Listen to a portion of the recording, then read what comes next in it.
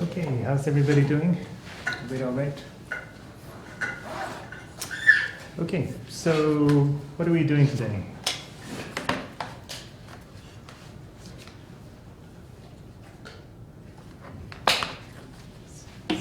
Anybody know what we're doing today? Yeah, Ellie. The real numbers? The real numbers? The real numbers, yeah. So we're going to be talking about properties of the real numbers that probably seem straightforward to you, but they are all consequences of the characterization of the reals that we gave last time, right? So last time we said that there's this that there is a field, right? So we had this theorem that we didn't really prove that said there is an ordered field containing the rational numbers as a subfield, and with the least upper bound property. Okay, and we said that that is what we are calling the real numbers. Okay, and this time we're going to start off by talking about various properties of the real numbers that are consequences of that characterization.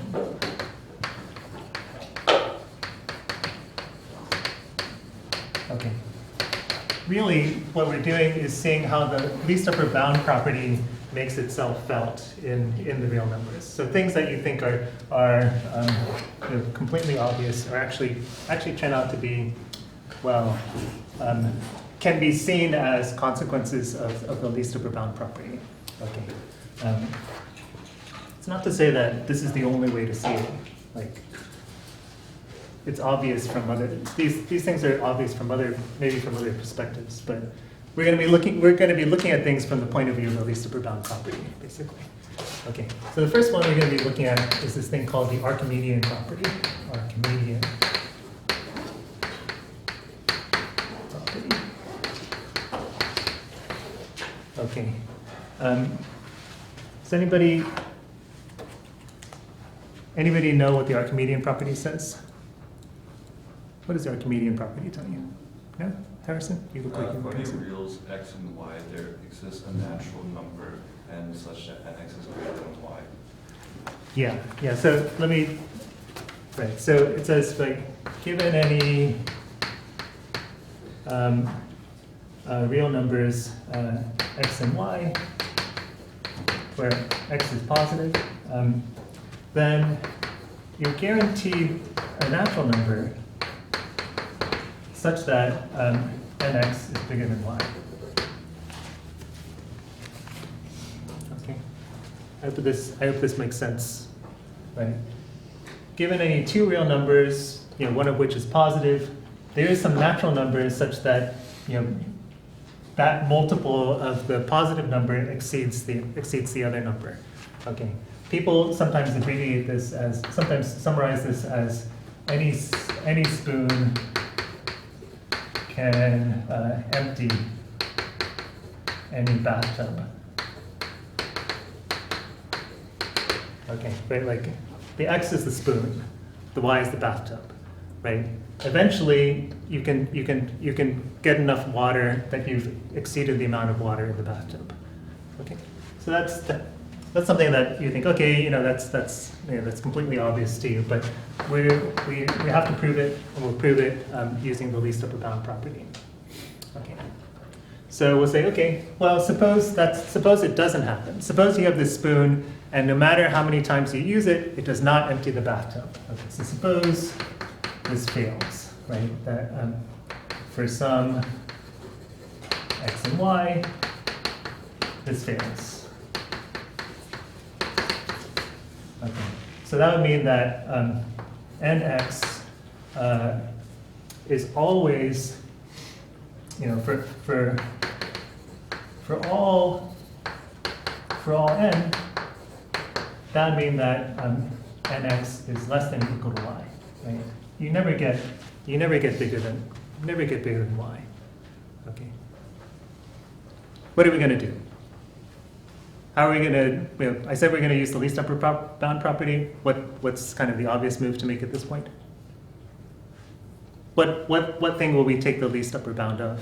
Yeah, Harrison. All nx's? All nx's, right? So, right, let's look at the collection of all nx's, right? So let E be the set of all nx's, right? Right. That has an upper bound, right? Here we've got it. So, right, so E has an upper bound.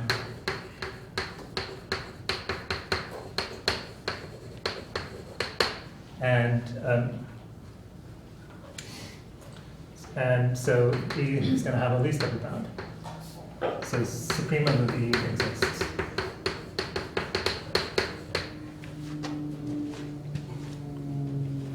Right? Okay, so there exists, right, here's E, and then there's some supremum of E. Okay. So now what we do is we say, well, okay, now consider supremum of E minus x.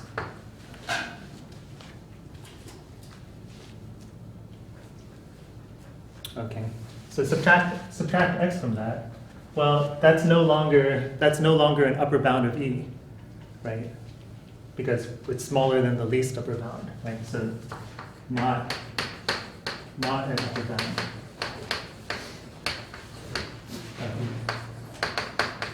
Right. Oh, it's not an upper bound of E. That means that there must be.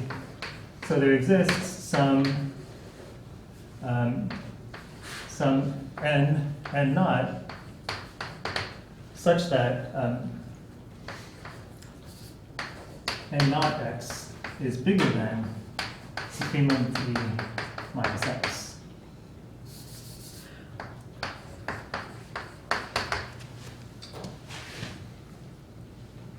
Right? Take a minute and finish it off. There's just one or two more lines to this. What do we do from here?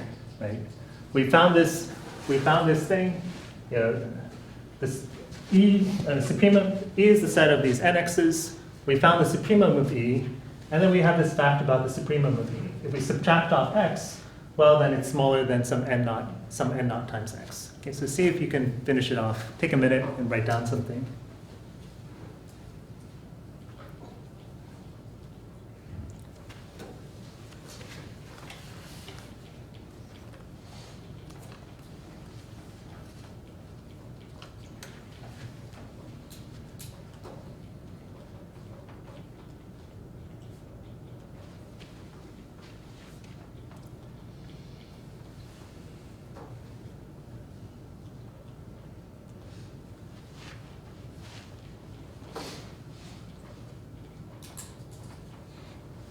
Okay, turn to somebody nearby and say, this is how you finish it off.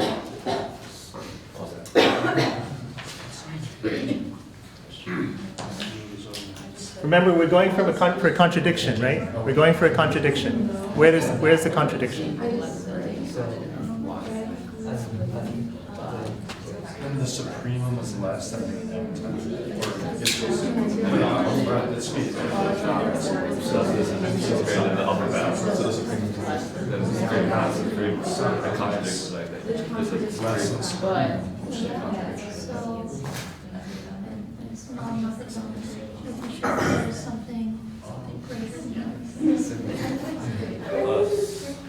Yeah. Yeah, it's like. I was thinking. So this should be less than. Sorry, there's a mistake here. This should be less than here. Yeah. And x is not having a upper bound.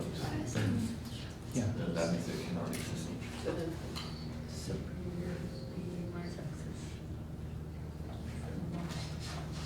Okay, so what contradictions does the supremum of E minus x is less than and non-x, right? So what does that give you? That gives you that, anybody? Yeah, Mike. We had if you like move x over, supremum is less than n plus 1 times x. Exactly. Right? In that case, the supremum is beneath some multiple of x, right? But E was the set of all multiples of x, right? And supremum should be bigger than everybody, bigger than or equal to everybody in there. But here we're saying that it's strictly less than this guy, contradiction.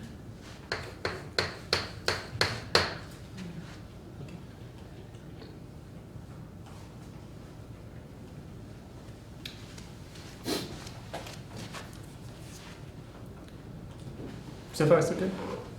Any questions? Yeah. Can I just ask why you changed the less than equal to sign to just to strictly less than? It was wrong, right? Because this guy not being an upper bound, so being an upper bound, right? What does it mean to be an upper bound? It means that m is greater than or equal to everybody, right? M is bigger than or equal to everybody that like this, right? If you're not an upper bound, that means that there's somebody that's bigger than you, right? That for somebody for which this is false, somebody for which this is true, right? So it's because I made a mistake. Other questions? Okay. I should say that if I'm going like this a lot, it's because my eyes don't work very well. I've got some of you had me before. I have very poor vision, and a few years ago, because of if you're really myopic, it means that your eyeballs are elongated, right? And because of that, this is kind of gruesome, but there's extra stress put on your eye. It's sort of like pulling forward on the back of your eye all the time. So a couple years back, like the fluid inside, the sort of like jelly-like fluid inside my eye ripped off the back of both of my eyes, and they had to like lasers parts things back on. So because of that, I don't see. I can see you fine, but it's kind of cloudy. So if I'm going like this, it's not because it's not an expression. You know? Like, it's not an emotional expression. Yeah. Yeah. My wife and children say that I look critical all the time. So, anyway, okay. So let's go on to the next property. So the density of Q and R. Okay. So this thing is called density of Q and R. We don't have the vocabulary to actually define what density means at this point, but this is sort of a good enough way of talking about it. So here's the statement. For all given any x and y in R, where x is less than y, there exists a P in Q such that P is trapped between x and y.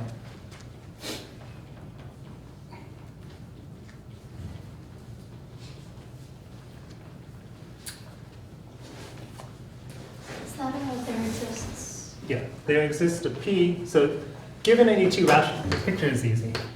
Given any two real numbers, x and y, where x is smaller, there's going to be a rational point between them. Okay, so there's going to be there is a rational number that you can, no matter how tight your real numbers are, you can always squeeze a rational number between them. Okay, so again, this is something that you might think, well, of course, but we're gonna prove it. Okay. So the idea is like this. You say, well, look, so we have our x and we have our y, right? And we're trying to find, we want a P, let's write that as m over n, such that m over n is between x and y. Right? Okay. Let's assume that n is positive. They're not both going to be negative. If they're both negative, we could take them both to be positive, right? So let's assume that the denominator is positive. So this is the same thing as saying that we want, right? What do we want? We want n and m integers such that this is true, right? So the kind of clear thing to do is to magnify, to choose your n big enough that the space is wide enough to hold an integer, right? That's kind of the obvious thing, right? We want an integer trapped between these two things. Well, there might not be enough space, but just take n big enough, right? So take n. So clearly we need n big enough. We need n such that ny minus nx is bigger than 1, right? Or bigger than or equal to 1.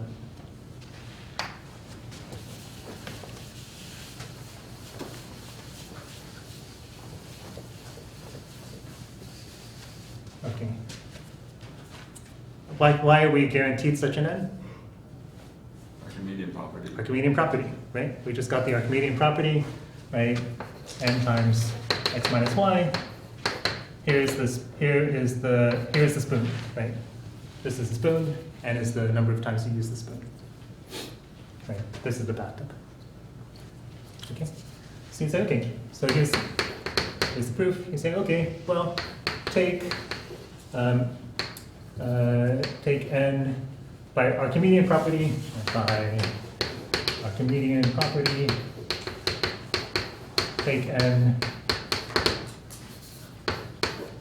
take n such that n times 1 minus x is bigger than 1, right? Then the distance between ny and nx is bigger than 1, right? And so there exists an integer in the interval n x and y. Right. So then take that n. So use that n. Then m is trapped between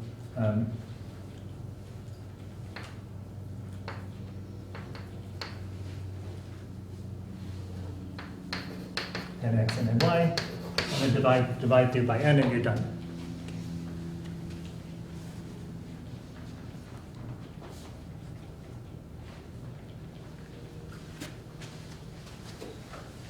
Okay, but we've actually cheated you a little bit.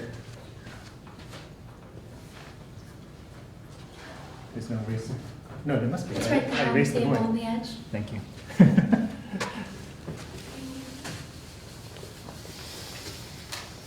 Okay, we've actually cheated you. We've actually cheated you a little bit, because all we know about the real numbers is that they are an ordered field that contain Q as a subfield and have the least upper bound property. Okay, so we actually do, and I kind of regret to say this, but we do need to prove that that if you have a gap between these two things of length 1, then there's going to be an integer inside there. Okay. So we actually do need to prove that.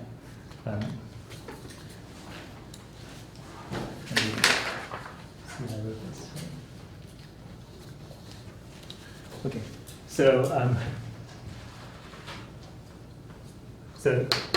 how do we know that there exists an m inside nx, and y?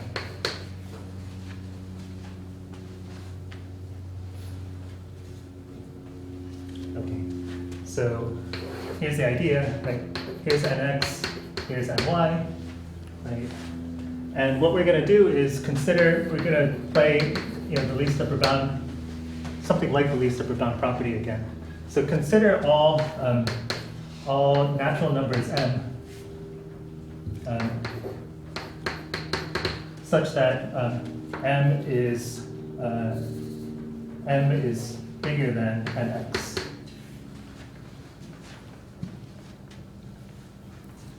Okay. Again, this is the Archimedean property, right? So we know that by the Archimedean property, there's going to be some multiple of 1 that exceeds nx, right?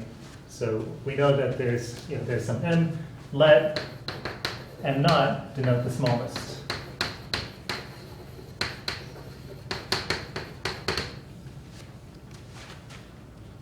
Okay. But m naught denote the smallest one, and so m naught minus 1 is less than or equal to nx. Right. If we look at m naught minus 1, well, that's less than or equal to nx, right? Because m naught was the smallest. Okay. Okay. So our claim is that m naught must, and so right now what we have is that m naught is bigger than nx. We claim that m naught is smaller than ny. Right? That's what we need. M naught is smaller than ny.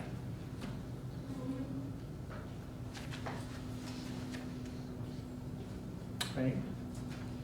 So why is that true? Anybody see why that should be completely obvious? Right? M naught, we're saying that m naught is smaller than ny. What if m naught is bigger than ny? Bigger than or equal to ny? Right? Suppose it's over here. M naught is over here. Yeah, here's it. Well, then ny minus nx isn't greater than 1. M naught. Then ny minus nx is not greater than 1. Right. Yeah, exactly. So like, the distance between here and here is 1. Right? The distance between here and here was supposed to be greater than 1. So that fails. Right?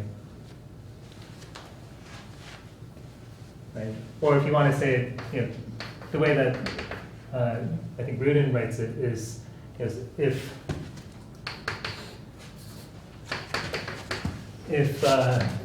m naught is greater than or equal to ny, then that tells you that m naught minus 1 is less than or equal to nx, which is less than ny, which is less than or equal to m naught, right? And that tells you that this distance here, the distance between these guys is bigger than the distance between these guys, right? The distance between the outer guys must be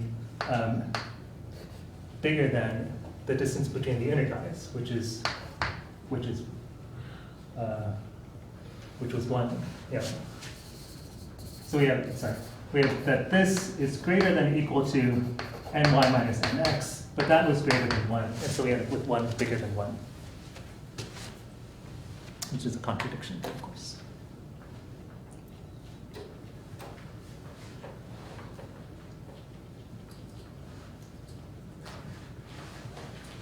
Okay, so you're probably starting to get the feel of this sort of like least upper bound kind of argument, right?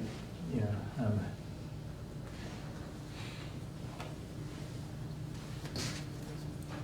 Okay, is that all right? Anybody have questions about that?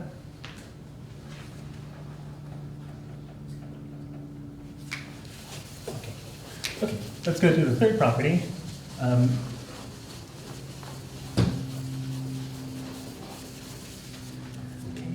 so write it down properly. So the third property is the existence of nth roots. Okay, and this is something that the rationals very much do not have. Okay, so here's the theorem, right? For all given any positive number x and any natural number n, there exists a unique, so people use this exclamation point for unique. So there exists a unique y, there exists a unique positive y such that y to the n equals x.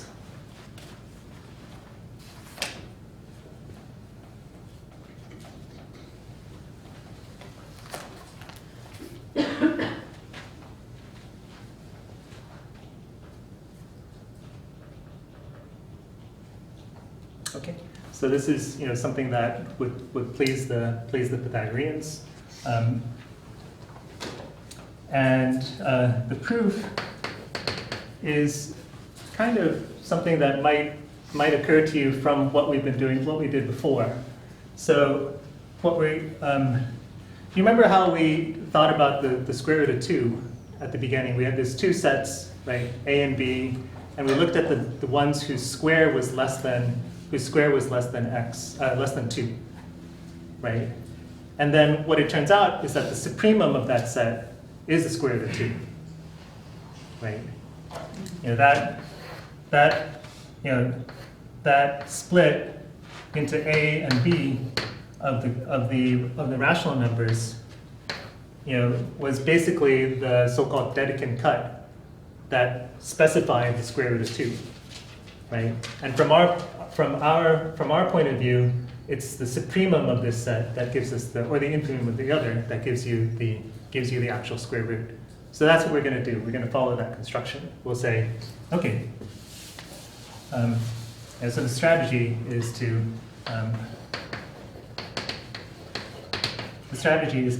consider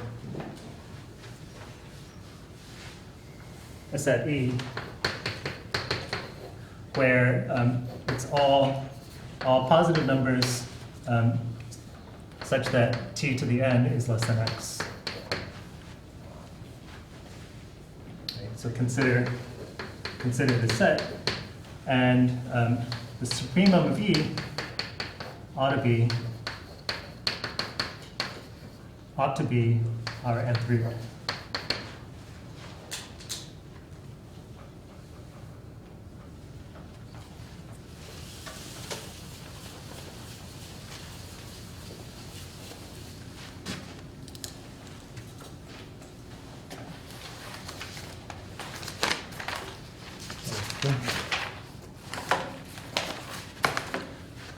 Okay, so in order to use the least upper bound property, as usual, we have to prove two things. So let's show that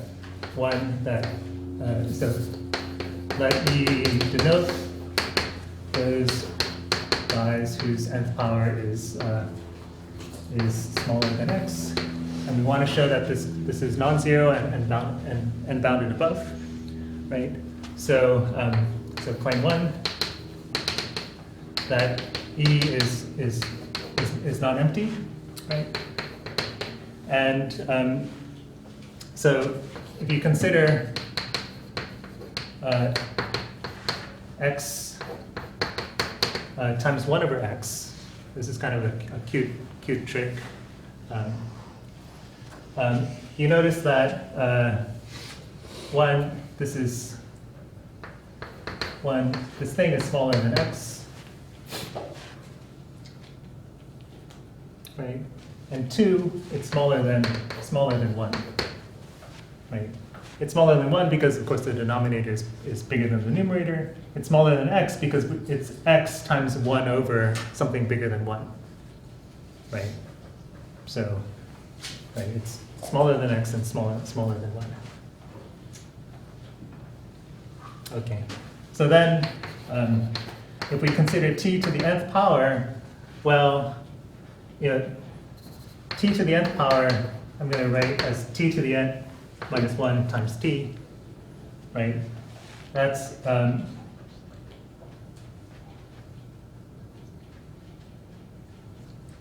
smaller than t, right? Because t is smaller than 1, so t to the nth power t to the n minus 1th power, you got multiplying by something smaller than 1, so you get something smaller than t. Okay? This thing here is smaller than 1 by property 2. Right? But t in turn was smaller than x. Okay. So this t, x over 1 plus x does lie in E, and so E is not empty. Right? So t, this guy, x over 1 plus x is in E, so E is not the empty set.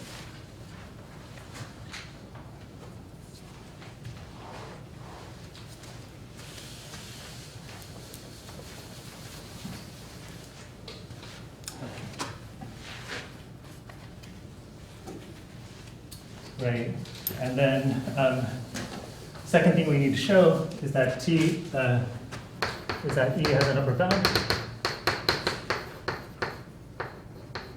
E has an upper bound, and what we do is we say, well, think if t is bigger than 1 plus x, then t to the n is definitely bigger than x,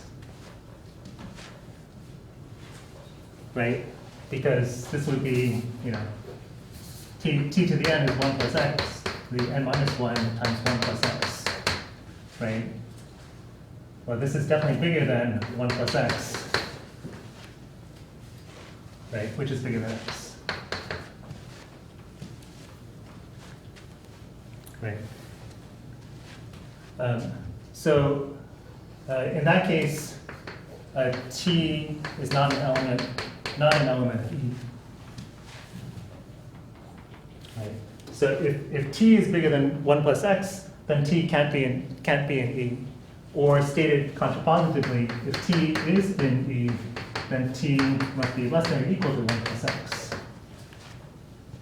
Right. And so that gives us the upper bound that we're looking for.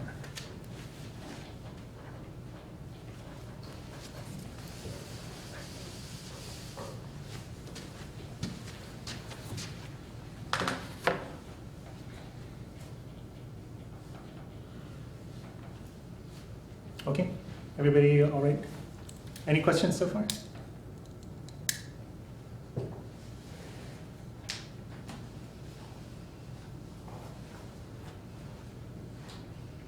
Close your eyes for a second. 1 is slow down. 5 is go faster. 3 is stay at this pace. So hold up fingers depending on how you're feeling at the moment.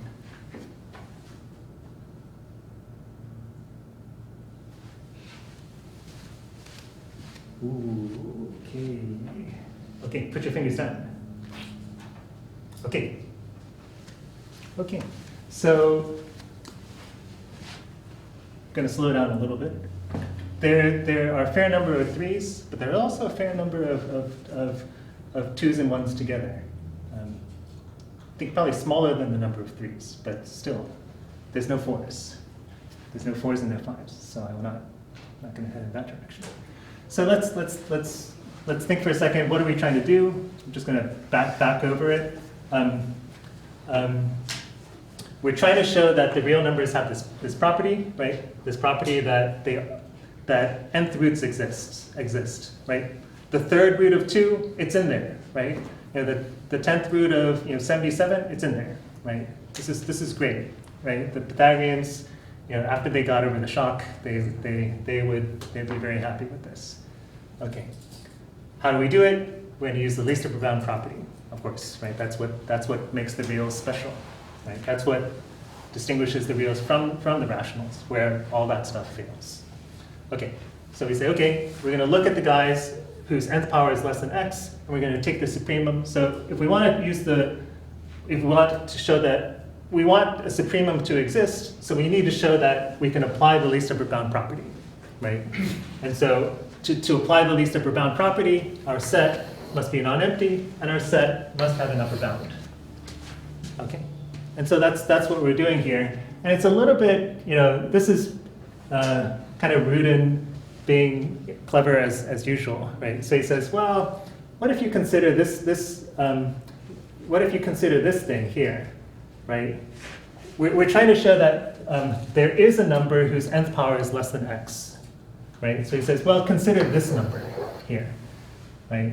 And notice that this number is smaller than x, right? Because it's x times 1 over 1 plus x, right? So this number is smaller than 1, so x times this number must be smaller than x, right? Second observation is that it's x over 1 plus x. The denominator is bigger, so this number is smaller than 1, right? Okay, so now let's see what happens when we take its nth power.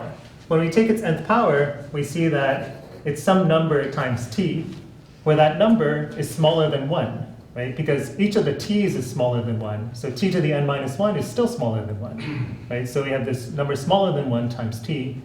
So this guy here is smaller than t, which was smaller than x. So we see that t to the nth power is smaller than x. So that's the condition to be in E.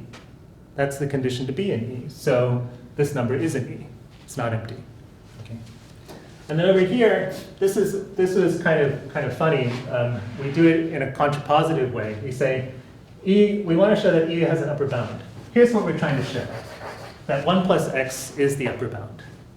Okay, but we do it in the contrapositive way. We say suppose that you are bigger than that 1 plus x.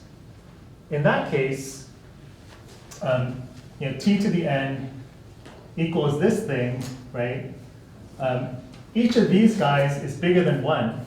So this thing here is bigger than 1, and so t to the n is bigger than this, because it's equal to this times something bigger than 1, right? So you get this. 1 plus x is certainly bigger than x, so t to the n is bigger than x, right? Which would mean that if you're bigger than this point, then you're not in the set, right? Or to say conversely, if you're in this set, then you must be smaller than that point, right? And so that gives us the upper bound. Okay, so put them both together, we see that the supremum exists. The supremum exists. Okay, so that's the first step of the proof.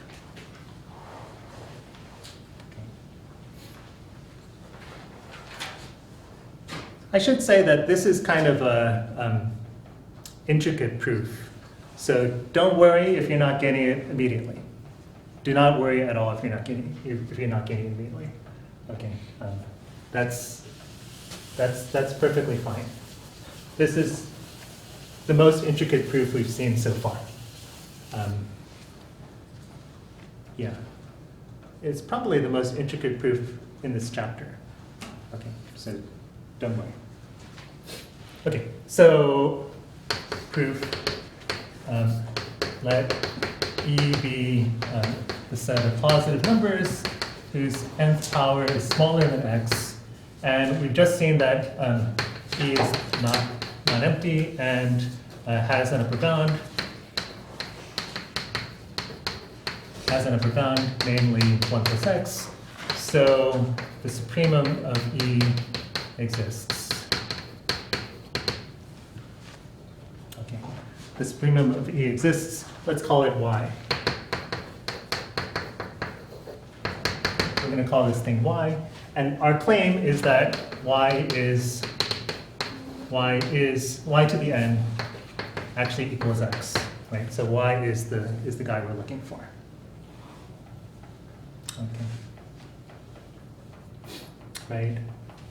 Could there be two numbers whose nth power is x? Could there be two positive numbers whose nth power is x? Suppose you've got two numbers called y1 and y2, and their nth powers are both x. Let me say it this way.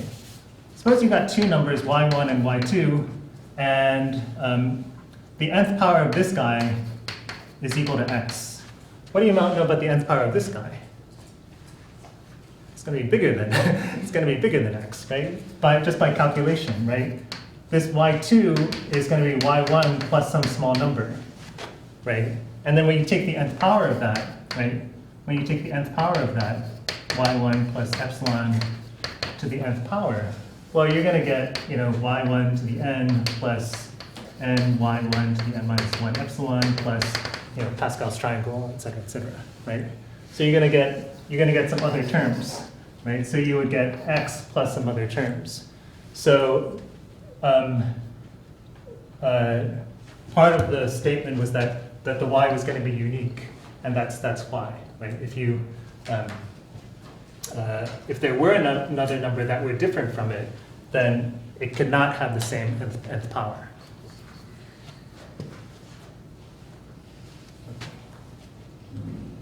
Okay, so there's just sort of a side comment. Is it okay if I erase this? Anybody want to copy this?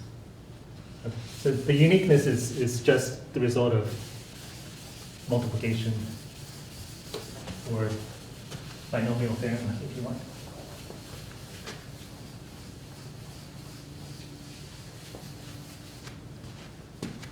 Okay. So the proof is the proof that we're going to play is the following. We'll say, suppose y to the n is less than x, right? And then the other part will be suppose y to the n is greater than x. And we'll end up with contradictions on both sides. Okay.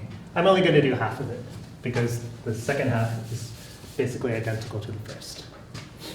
Okay. Okay. So we'll see that we'll get again a contradiction.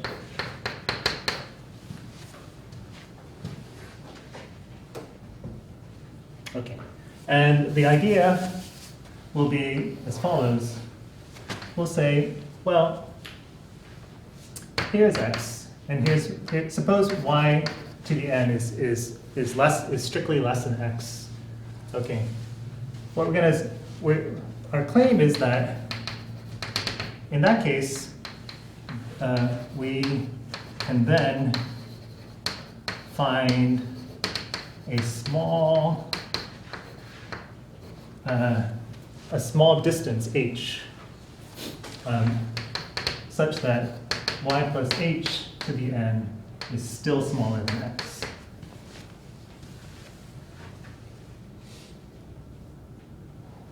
Okay, so we'll be able to choose an h so that y plus h to the n is still smaller than x. Okay, and that will be the contradiction, right? Because it was supposed to be that y was the least upper bound of such guys, right? But here we've got something bigger than it that's still in set E. Okay, so okay, so how do we do it, right? How, right? What do we want? We want h such that, right, the distance of y plus h to the n minus y to the n should be smaller than the distance of x to y to the n, right? We want an h that is small enough that this distance is smaller than this distance, right? Okay. Okay, so we have this term here, and we're trying to, so right, we want an h such that this thing is small, right? Want h such that this thing here is small. Okay, so what we're going to do is we're going to look at that thing a little bit more carefully. Okay, so let's look at it. Look at it. Right, y plus h to the n minus y to the n, right? So it's a difference of nth powers, right? It's something to the nth power minus something else to the nth power. Does anybody know anything about, like, do you have any facts in your mind about differences of powers, differences of powers? Harrison is nodding. Go ahead, shoot. It always divides their difference. Yeah, right. So you can always, if you have something like a to the n minus b to the n, you can always cleanly divide the difference into that, right? Right. So let me sort of formalize that over here with a lemma. So that what Harrison has just said is yeah.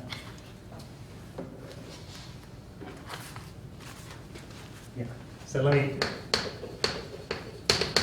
me put up this thing. So if you have positive numbers 0, a, and b, then what Harrison said is that, well, look, if you take a difference of those numbers, difference of the nth powers, you can always factor out the difference, the first difference, the difference of first powers. Okay. And the thing that you get left over with is b to the n minus 1 plus b to the n minus 2a plus b to the n minus 3 a squared plus dot dot dot dot dot plus a to the n minus 1.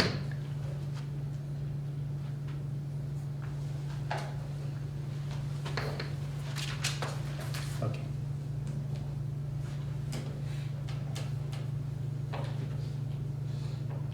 Okay. So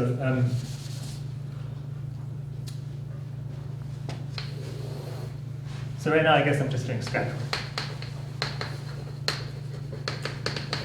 So look, whenever you have a difference of nth powers, you can always factor out the difference of first powers. Okay. But one thing that's nice about that, is that so observe that tells us that the difference of nth powers is controlled by the difference in first powers times n copies of b to the n minus 1. Right? Because b is bigger than a. Right? So if I replace all these a's by b's, it gets bigger. Right? So just replace all a's by b's in the identity.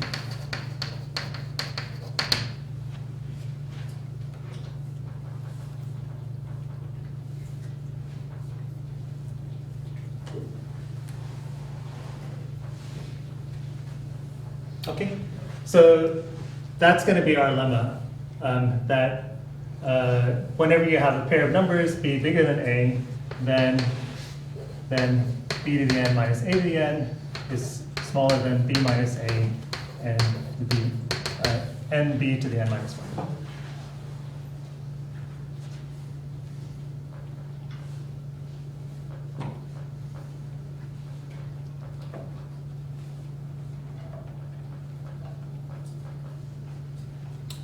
Okay. Okay, and the reason we care about that is because that gives us a way of controlling the size of this thing here. Right? This is a difference of nth powers. We're going to say, okay, we'll use the lemma and get a bound on this difference of nth powers.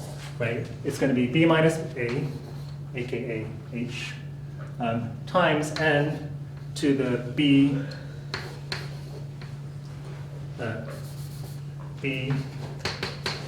to the n minus 1. Okay.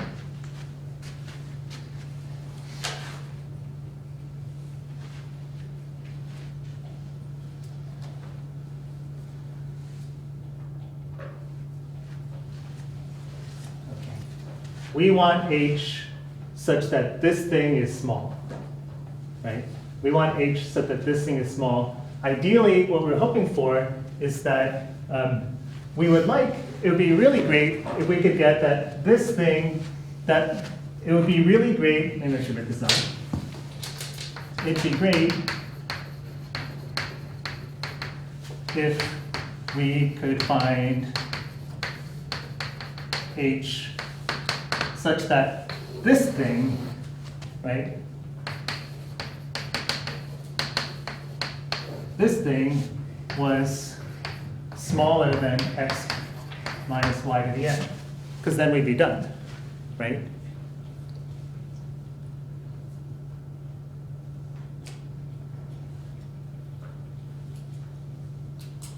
Let me say that again. We're trying to show that this guy is smaller than that guy, right? We're hoping to find an h, right? We're hoping to find an h such that this distance is smaller than this distance. Okay. That distance is controlled by this bound here. That's the lemma. Okay. This distance is controlled by this thing here. If we could show that that thing in turn was smaller than this, we'd be done, right? Because then this would be smaller than this would be smaller than that. Transitive property, whatever, right? Then you're done. Okay. Okay. So it would be great if we could find an h such that this intermediate bound was smaller than the bound we actually want. Okay. But it's tricky. Right? There's a problem. It's not so easy. But it's not so easy. Right? Because the thing we're looking at, right, this h times y plus h to the n minus 1, whoops, h times n times y plus h to the n minus 1, we want h such that this is smaller than y minus x to the n, right? But because because this thing kind of relies on h in a complicated way, it's not so simple to find such an h. Okay, but we play a trick here. Okay, so we play a trick. Or we make an observation. We observe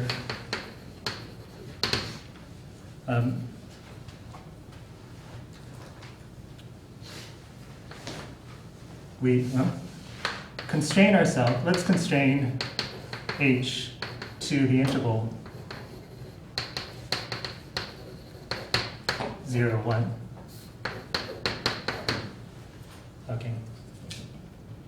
Right. We know our h has to be tiny, so let's just assume that it's smaller than 1. Okay. That's okay because we don't even care about giant h anyway. Okay. So here's what we do. We say assume that your h are all smaller than 1. Okay. In that case, so we want h such that hn y plus h to the n minus 1. Well, in that case, this thing is smaller than hn y plus 1 to the n minus 1. Right?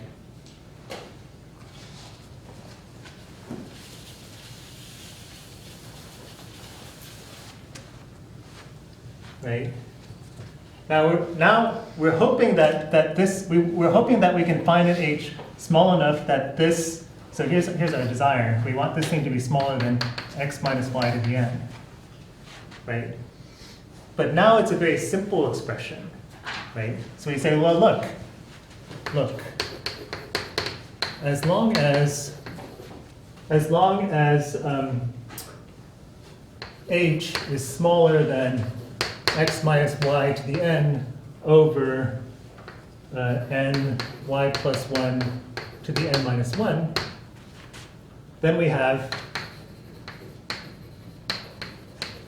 would have that, this h n y plus n to the n minus 1, right, is going to be smaller than x minus y to the n.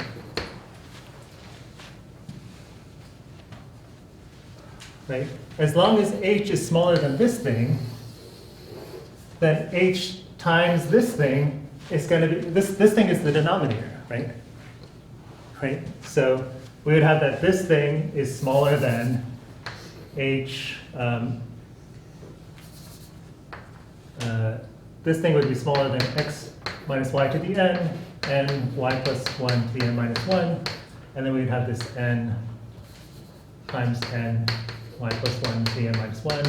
These guys would cancel out, and you get left off with the x minus y to the n. Okay, so so that's the thing. As long as we have, as long as we have h smaller than this, then everything is okay. Can we choose h smaller than this? Sure, by the maybe by density of rationals, right? So we can choose, set 0 on the other side, put this guy on the other side. We can choose an h that's between those two values. Okay, so by density, maybe. By density of Q, we can choose such an h.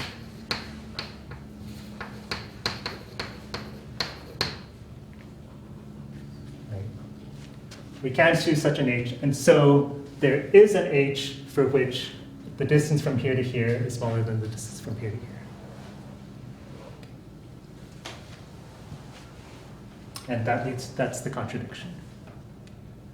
I'll say it all again. Okay, I'll just run over it again, just to make sure people get it. We're trying to show that that y to the n equals x. Suppose it's strictly less than it. In that case, we'll show that you can find a slightly bigger number whose nth power is still smaller than x. Okay. Right. So we're trying to show that there's a small h for which this inequality holds. Okay. We use the lemma that I erased, and we say, well, look, this thing that we're trying to show is smaller than this is definitely smaller than this. So if we can find an h for which this is smaller than this, we're done. Okay. We notice that if we restrict to the interval 0, 1, this thing is smaller than this. Right? This thing is smaller than this. So if we can find an h for which this thing is smaller than that guy, then we're done. Okay? Right? We can find, okay? So can we find such an h? Yes, it's actually quite easy, right? We have that, we have something like h times some number here, right? We want h times some number to be smaller than x minus y to the n. What that means is just take your h to be smaller than x minus y to the n over that number, right? And that's all we're doing here, right? As long as h is smaller than that thing divided by that number, then this thing is smaller than that distance. Okay, so yeah, and so just choose such an h, and then we get the contradiction. Why? I think that answered it. Yeah, I thought I had a question, but I think it's good. Okay. Wait, yeah. why do we get a contradiction? Like, we chose h, is it because if you do it the opposite way, you also get like an h, and then that's a contradiction, or? So remember what y is, right? Y was the supremum of the set of numbers whose nth power was less than x, right? Here we're saying we can get a bigger number whose nth power is still less than x. It's bigger than y, contradiction, Gotcha. right? So this is impossible, right? This is impossible. We know that y to the n must be greater than or equal to x. Then when we do the other side, we'll say we know that y to the n must be less than or equal to x. And so y to the n must equal x. That's the end. Yeah. Thank you. Yep.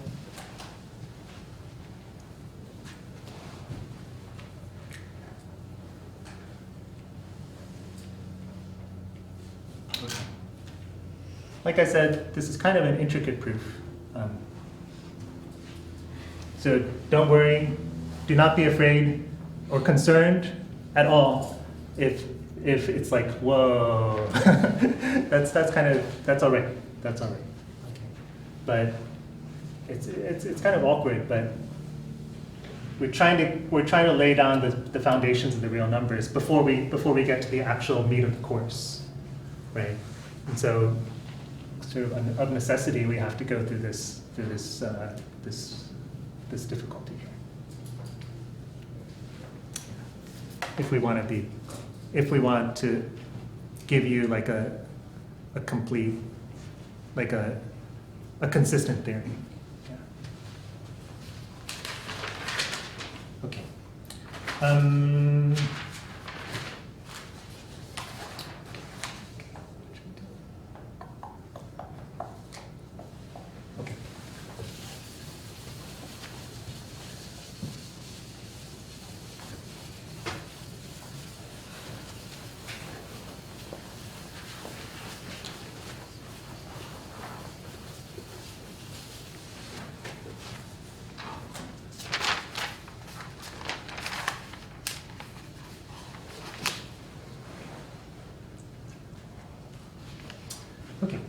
Okay, I'm going to do something. Now we're going to sort of back off and do something that's pretty straightforward.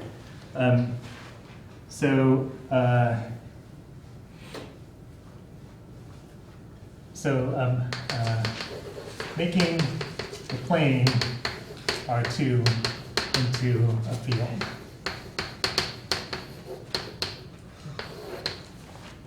You have the plane, and so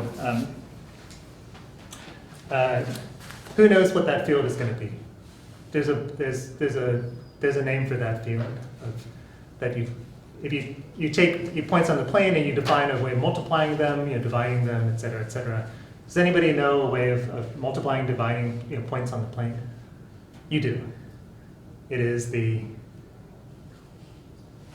Complex numbers. It is the complex numbers. So that's the punchline. I'm revealing the joke ahead of time. Okay, we're actually just talking about the complex numbers. Okay, so you take the set of all pairs, right, where A and B are the real numbers, right, and you define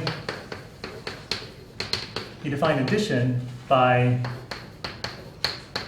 adding them component-wise. AB plus CD is going to be A plus C, B plus B. Right? You define multiplication by AB times CD is going to be AC minus BD, AD plus BC.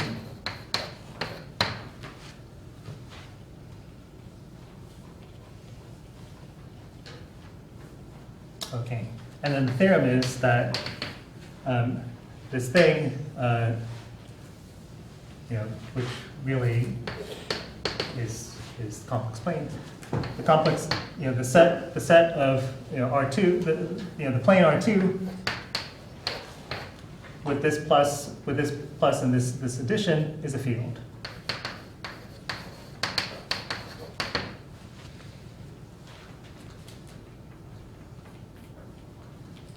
Okay, so I'm sure you've seen the complex numbers before, right? You've probably written them like this: A plus BI, C plus DI, right? And of course, when you add those guys together, right? When you add those two complex numbers together, you get A plus C plus B plus D I, right? When you multiply them, right, you're going to get AC minus BD. For the real part, you're going to get AD plus BC I for the imaginary part, right? And so all we're doing is thinking of that geometrically. And interestingly enough, this was the way that people thought of the complex numbers initially. They didn't think of them geometrically, and it's only like 100 years later that mathematicians thought, oh, actually, there's a geometric way of thinking about this as points on the plane. I'm not sure who initially thought of it. It might be Gauss. Gauss is kind of famous for coming up with everything before everybody else. Like, you may think that you came up with the fast Fourier transform, and this is actually true, right? The people who came up with the fast Fourier transform, eventually it was discovered that Gauss had thought about it. Gauss had thought of it 200 plus years before. Yeah, this happens all the time. Yeah, okay. So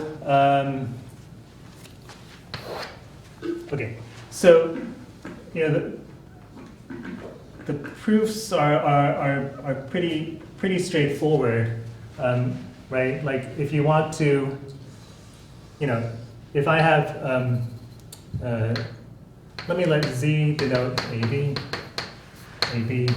and W denote CV, right? Then of course, ZW is going to be AC minus BD, AD plus BC, right? WZ is going to be CA minus minus dB, right, dA plus dB, right? Those are of course the same. Those of course the same thing. You know, commutativity. You know, you just do a calculation. So like commutativity, you prove all the things, right? So what's the multiplicative identity? The multiplicative identity is going to be 1 comma 0, right? 1 comma 0, right? When you multiply z times 1 comma 0, right? You're going to get a 0, 0, b, right? Which is c, right? So you know, these sorts of things. I think the only interesting one. The only interesting one is the multiplicative inverses.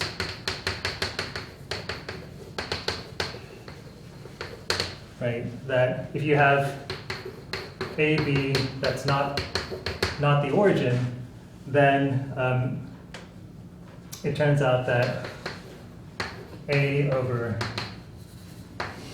a squared plus b squared, b over, sorry, negative b over a squared plus b squared is the multiplicative identity, a multiplicative inverse of AB. So,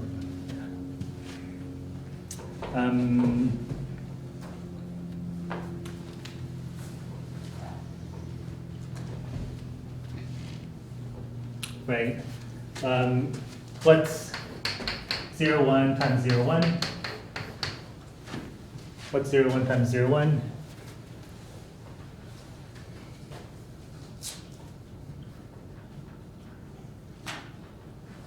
You're going to get negative 1 comma 0, right? Equals negative 1 comma 0, right? And so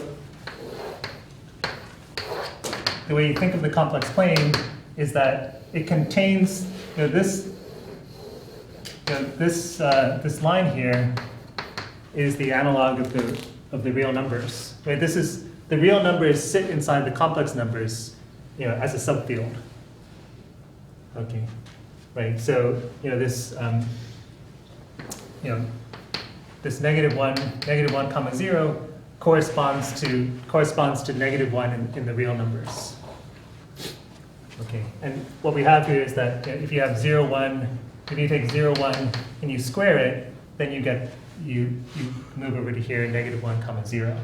That's, this is of course I, right? That I squared is equal to negative 1. Okay. Let me just introduce some terminology. Maybe you're familiar, maybe you've seen it before, I don't know.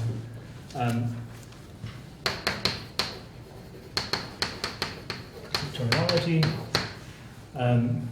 If you have a comma b, that's to say a plus bi in the complex plane, then we usually, so let's call this thing z. The real part of z is a, right? The real part is this thing.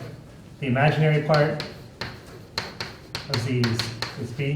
And it's just the coordinates. Okay. The complex conjugate.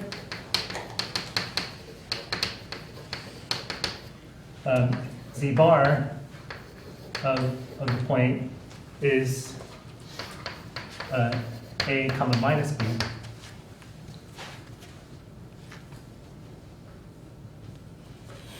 Okay, so graphically, right, a comma b. Right, if this is z, then a comma minus b is the complex conjugate. Right, so it's the reflection across the real axis. Right. geometrically.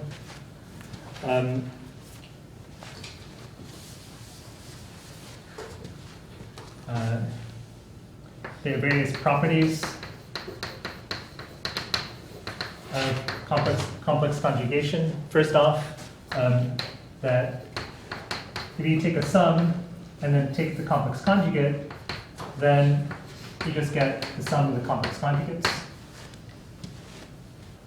Right. You know, when you add things, if this is z and this is w, right? Then z plus w is just the vector. It's just the vector addition, right?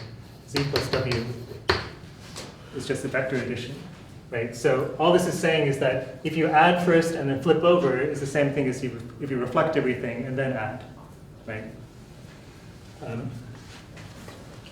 Next, the product, the complex conjugate of the product is the product of the complex conjugates.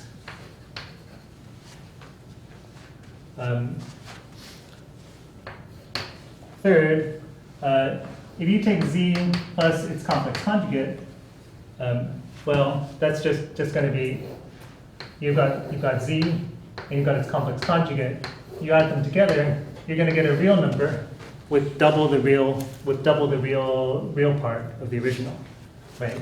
So you just get 2 times the real part of z, right? If you take z minus its complex conjugate, well, that's going to give you the imaginary. Well, it's going to give you 2i times the imaginary part.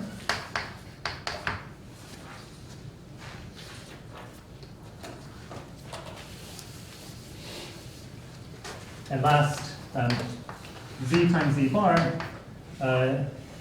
is real and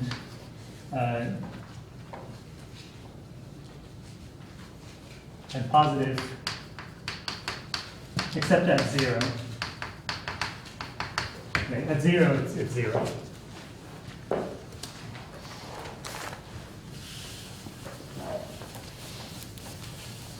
Let me just say one thing about complex multiplication, which is it's kind of nice. If I have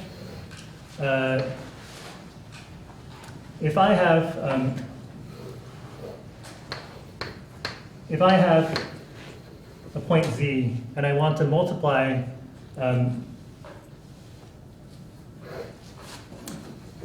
z times w, okay.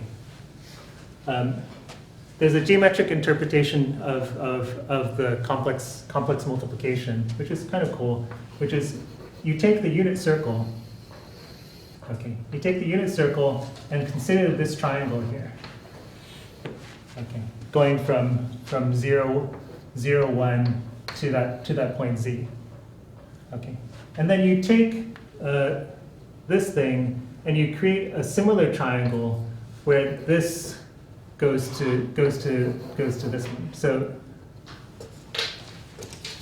where this gets mapped to here. Right? So you create a similar triangle like that. Okay, and then this point here is going to be ZW. Okay, so what that effectively, what that effectively is that you've taken the angle here and you've added it on here. So the angle of ZW is simply the angle of W plus the angle of Z. Okay, the angles get added. Okay, and then the magnitudes get multiplied, right? So this magnitude gets multiplied by this magnitude, right? That's the scaling here, right? 1 goes to this length, so this goes to this length times that length, right? So in terms of polar coordinates, if this were r comma theta, r1 theta 1, and this one is r2 theta 2, oops, r2 theta 2, then this guy is going to be r1 r2 theta 1 plus theta 2.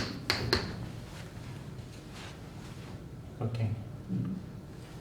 So from that perspective, this second property is obvious, right? That the flip of the product is going to be the product of the flip guys.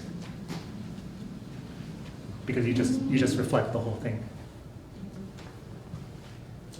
Okay, that's it for today. I'll see you guys next time.